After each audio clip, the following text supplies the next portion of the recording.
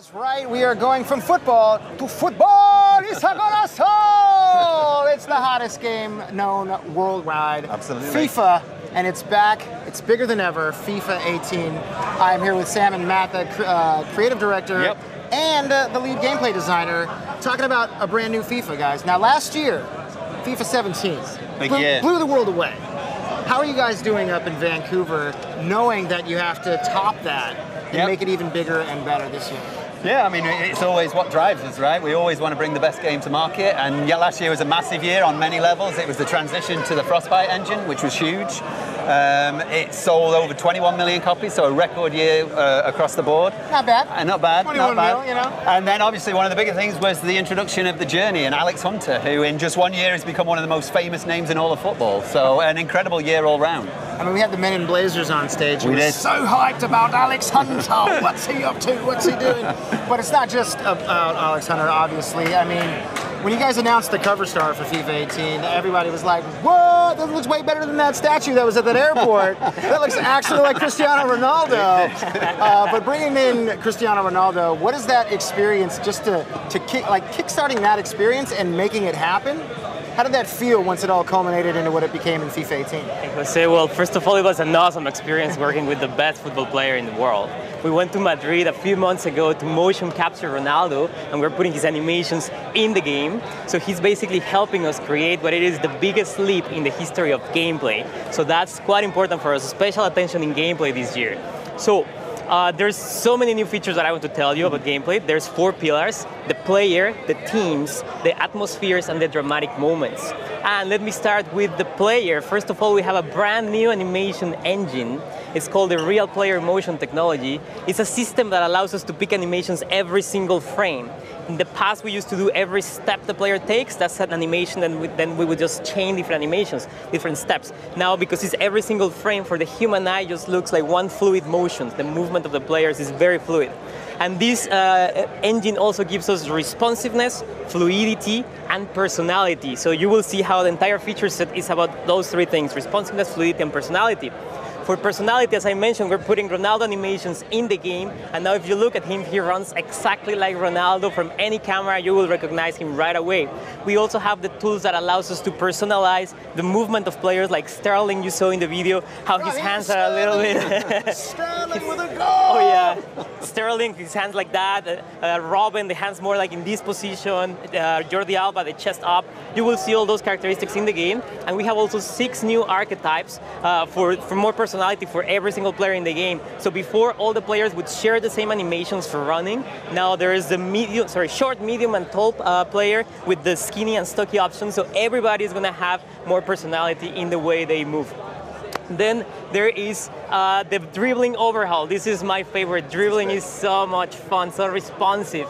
And you will see a lot of personality. So you will see the players avoiding doing all those fancy things with dribbling, just with the left stick, just by jogging, for example. And if you pass the ball to somebody like Messi, he's going to be so explosive. You're going to see how he stretches to get to the ball. He leans. It's looks very cool. The visuals are very improved from previous years. And also, if you pass the ball to somebody like Iniesta, he's going to be so good at hiding the ball, but he's not that explosive. So you need the combination of things.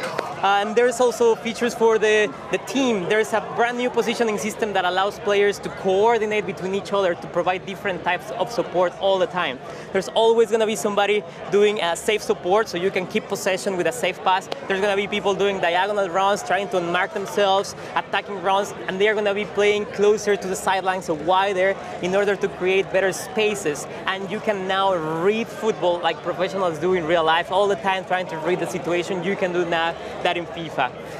So we also have a lot of play styles. For example, when you play career mode, you will have a different experience, so team personality, depending on what play style they do in real life. So for example, we have the tiki-taka, a lot of first-time passes, long balls. If you have players that are very good at dribbling, you will see them trying to beat on defenders, different options. And also for the defensive side, there's quite options like catenaccio, harass, there's many of them.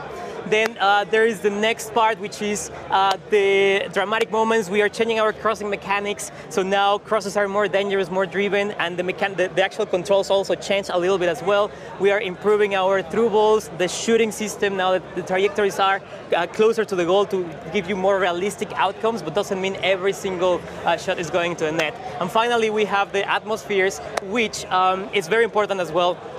And there's regionalization, so basically depending on where you're playing in the world, you're going to have a different experience. The lighting is different, the position of the sun is very authentic, so you have the same experience as you get in real TV. There's a lot of props around the field, like even cars or commercial things, banners, flags, like in South America, for example. And there's a lot of work on the crowds. There's a lot of new chants, so you have a better audio experience, as well as the crowds now behave individually, so you will see them reacting very different than before. When there's a goal, for example, they will try to jump a couple of rows down, and you can actually celebrate with the crowd. You can hug them. You can do many different things. The gameplay is very, very fun this year. There's a lot. Yeah, so, I was gonna say, so you guys didn't really do much, right? It's not very we put our feet up for a year. So. Yeah. But I mean, when channeling all of that newness within a game like FIFA, especially when people have grown to expect it to play a certain way, do you guys ever? I mean, is it a challenge for you guys to make it new, but still make it seem like the players who are good at FIFA can jump in and know exactly what they're doing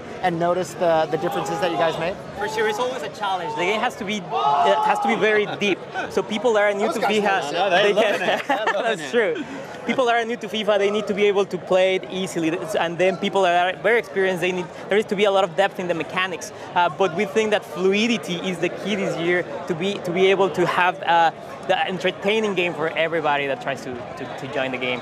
Nice. And I also understand we have a clip, a little gameplay trailer that we saw inside that we're going to take a look at right now. Show that beautiful film. For the players. I mean, obviously, come on. I want that in my life. And obviously, introducing the journey last year. I mean, we talked about it earlier. Alex Hunter, the most tweeted about footballer in the history of the world. He scored like 32 million goals last season. 36 million. Sorry, Alex Hunter. 360 million, actually. Yeah. You know what? Come on, don't undervalue him. He scored over 1 million goals. There's no need to talk about how many over hundreds of millions of goals. And now we see a new iteration. Absolutely, he's back. The journey's continuing. He's back for his second year, so it's one of those modes where we can't really divulge too much because we don't want to give it away. But no, we can't. Us. Those guys aren't listening. They're deep into the pitch right now. But yeah, we're bringing him back. It's bigger and better. We're taking him to a wider world of football. So obviously within FIFA the game, we have a global appeal with football. We represent the sport globally. For the Journey 1, he was a lad from London, so we said it in the EPL, that was his breakout year. So again, without divulging too much, he's going to spread his wings a little bit. So there's some surprises in store for Alex, and he's going to kind of spread his wings around the global world of football. So he's possibly not locked to England this time. So lots going on in his life. It's a tumultuous year for the young lad. Well, if you weren't one of the 21 million players who played FIFA 17, break it down a little bit about what the journey was when you guys kicked it off last year, and how you would like to see it go from here on out. Yeah, so the journey was a cinematic mode, which we were able to do through the power of Frostbite. So it's one of the benefits of the Frostbite transition. And what it allowed us is to really kind of give a window into the world of football that we've never had before. So we've always done a great job of focusing on the 90 minutes on the pitch. We've never kind of gone behind the curtain and taken off the pitch. And in this modern world, that's something that people have an interest in. You know, with Twitter, you can kind of have a window into the lives of footballers like never before. So we wanted to really bring that kind of what makes a footballer tick, what's his, family, background, all that kind of stuff. And obviously it resonated spectacularly with the, over 13 million people played it. A whole bunch of those completed it through to the end and replayed it in many cases. So it really offered us up an opportunity to show a side of football that we'd never done before in FIFA. And in terms of where we want to take it, obviously year 1 was his breakout year. Year 2, he's now a bit of an established star. What he won was entirely up to the users, so you could have won the FA Cup, you could have won the EPL, you could have even got relegated. That was one of the beauties of it. It wasn't on rails, there was a lot of choice, and basically his career was in your hands. So we pick up from where we left off. So if you played Journey 1, you will start on the team you were in. He will have the personality you created through the cinematic moments, and then we'll kind of kick it off. And I will give you a little bit of an insight. We start with him on holiday in Rio, connecting with some of the locals, which you can probably imagine how he connects with locals in Rio. Rough life. Yeah. Rough life. So, when creating that story and cultivating all this, how do you go about creating this lore for a character who's going to be going on this journey that you're taking him on, but make it resonate with people who might have been a professional football player, or if they just wonder what that life is like? Yeah, well, one of the other challenges is making it resonate with people around the globe, because it was set in England, so it's important that the story is fundamentally about football, and it resonates with a football fan. So even if I'm from South America, I can connect with this story on a footballing level. And then the other part of that is just making it an interesting character, just fleshing out the character, giving him an interesting background, interesting support system, so the family, they're all back, so good old Grandad, everyone loved Grandad, he's back this second time round, Mum is back. So just creating not just an interesting character whom you control, but the support system and the characters around him is key, that they resonate with users and are interesting as well, and that obviously happens. And what do you think was the most crucial sort of piece of feedback you received from people who did complete this journey, or just from fans in general? Was there any sort of comments that they made that you were like, oh yeah, we should sort of go in this route or maybe try something like this? Yeah, absolutely. We have a great relationship with our fans, and we value their feedback because they're the most important guys. They're the ones that play it. So the good news is they loved it. They really resonated with the fact that they controlled his personality. Like I say, it wasn't on rails. One of the things we did take from the feedback was they wanted more big, major decisions in his life. Some key decisions that will change Alex and those around him. So keep an eye out for those. Some big decisions that you have to make as Alex that will affect the story and the characters and etc. So again, it's one of those hard things to talk to because I don't want to spoil it, but there's a lot of good stuff in there. I'm thinking like downloadable DLC, a villain character comes into his life. That villain is played by me. Right, okay. Mocapped in Ronaldo suit, so I run like Ronaldo, I'm ripped like Ronaldo, and it could just create some tension.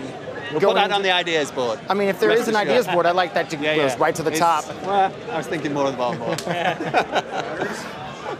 Obviously, a lot of people are excited about the journey. We do have a trailer explaining what's going down in the second part of this journey coming in FIFA 18.